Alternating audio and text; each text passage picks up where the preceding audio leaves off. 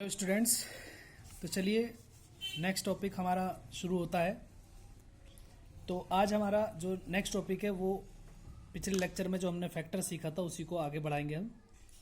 तो फैक्टर हमारा चल रहा था जिसको हम बोलते हैं हिंदी में गुणनखंड, यानी किसी भी नंबर के हम छोटे छोटे पीस कर देते हैं, खंड बना देते हैं, उन्हीं को हम गुणन की फॉर्म में खंड कर देना हम क्या कहलाते हैं, गुणनखंड कहलाता है। जैसे कोई भी नंबर हो सकता है, जैसे मैं कहूँ 8 है तो इसके हम कितने टुकड़े कर सकते हैं, हम कह सकते हैं 2 का पाड़ा 2 बार पड़ा, 2 दूनी 4 दूनी 8। ये देखिए सिंपल इसके फैक्टर है 2 दूनी 4 4 दूनी 8। और कैसे बना सकते हैं, हम कह सकते हैं 2 गुणा 4 ये भी 8 कहलाएगा, 4 दूनी 8 ये भी 8 है। लेकिन फैक्टर की कंडीशन में आपको जो याद रखना वो यही, मैंने जो आपको 3 रूल लिखा है वो आपको बिल्कुल कंप्लीटली याद होने चाहिए। तो अभी हमने पिछले लेक्चर में हमने ट्री मेथड को समझा था कि किस तरीके से हम नंबर को ऊपर रखकर सॉल्व करते हैं। चलिए, तो आज हमारा जो सेकंड मेथड है वो है डिवीजन मेथड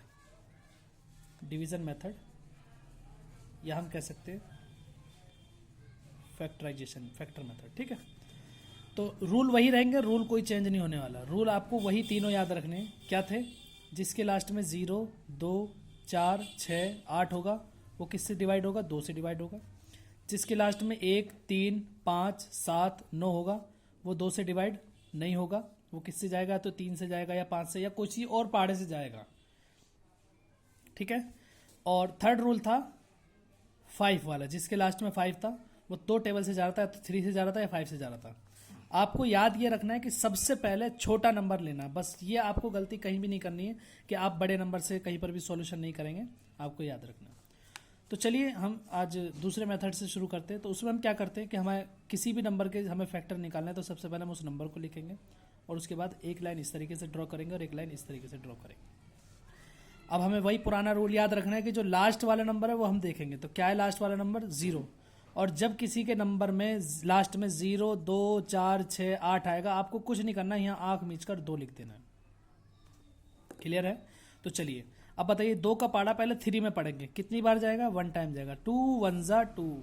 अब कितनी बार, कितना बचा यहाँ पर, 1 बचा, तो 1 जब इधर आ गया तो ये कितना होगा, 10, तो ये होगा 2 5 जा 10। क्लियर है? चलिए अब फिर से लाइन खींच दूंगा मैं। अब लास्ट में है 5 के लिए ये नंबर याद रखेंगे, या तो 3 से जाएगा या 5 से जाएगा। पहले 3 से पढ़ के देखेंगे, 3 5 जा 15, यस 3 5 जा 15 होता है, तो मैंने यहाँ पर 3 लिखा और यहाँ पर लिख दिया 5। फिर लाइन खींच देंगे।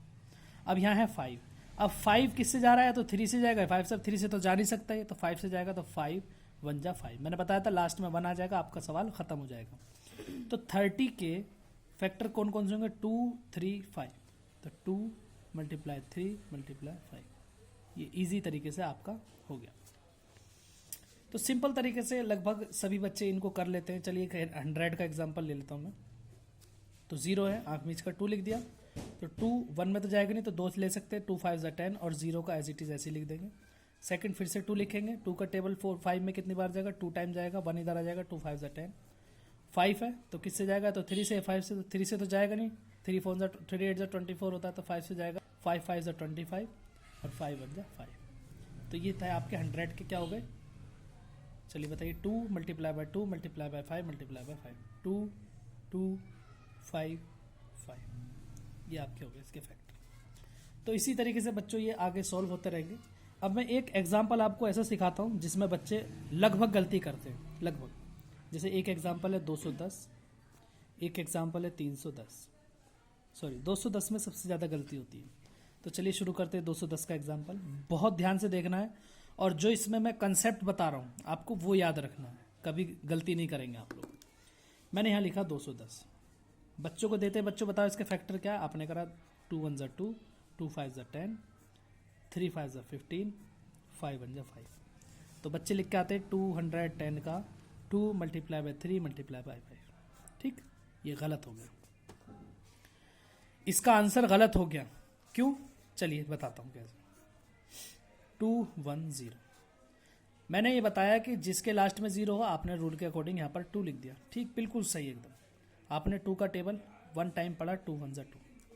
अब आप आगे बढ़े, तो मैंने आपको क्या बताया था कि जब आप डिवाइड करें या फैक्टर निकालें तो आपको सिर्फ शुरुआत में गुंजाइश है कि आप पहली दफ़ा में चाहे सारे डिजिट को पढ़ लें या 2 ले लें या 3 ले लें या 1 ले लें, लेकिन बाद में ये आपको इजाज़त नहीं है कि आप अपनी मर्जी से एक से ज़्यादा ले लें। अगला रूल आपके लिए सिर्फ 1 डिजिट का बनता है, सिर्फ 1 डिजिट का।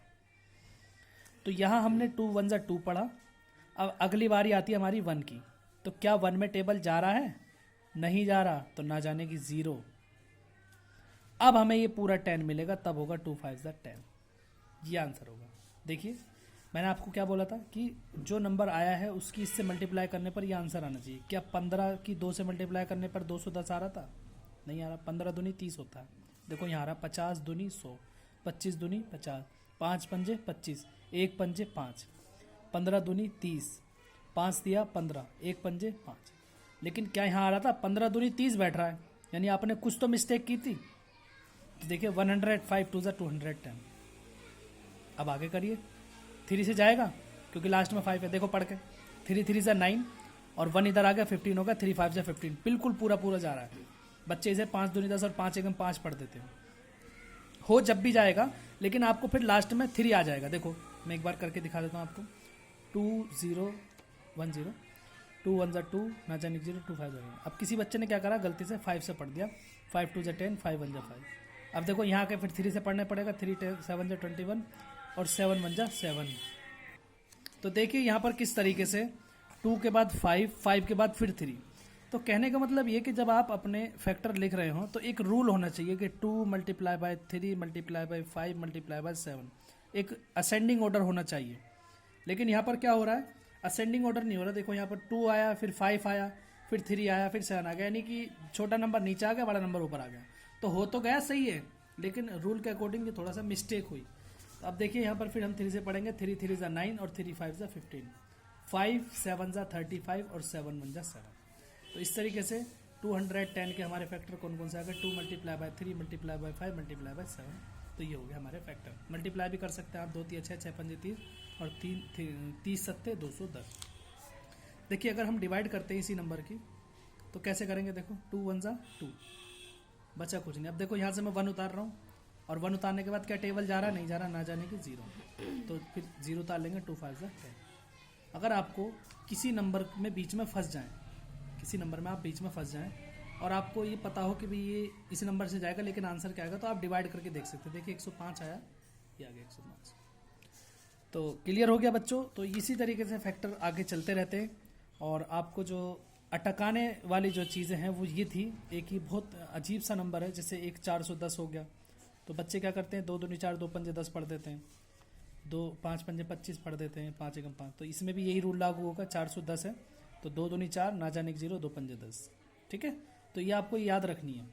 तो ये याद रखेंगे तो आप कभी भी इसके अंदर गलती नहीं करेंगे। तो ये जितनी भी गड़बड़ होती है ना, ये जब होती है जब किसी भी इवन नंबर के बाद, इवन नंबर के बाद जैसे 210 हो गया, 310 सही हो जाएगा क्योंकि इसमें 1 बच के इधर आ जाएगा। 410 हो गया, इसमें गड़बड़ होगी, 510 सही हो जाएगा। 610 में गड़बड़ हो जाएगी, 2 3 6 पढ़ के 2 पंजे 10 पढ़ देगा। 710 सही हो जाएगा। 810 में गड़बड़ करेगा। ठीक है, तो इस तरीके के नंबर हैं, आपको सिर्फ ये पॉइंट याद रखना है। अगर आप ये पॉइंट याद रखें कभी गलती नहीं करेंगे।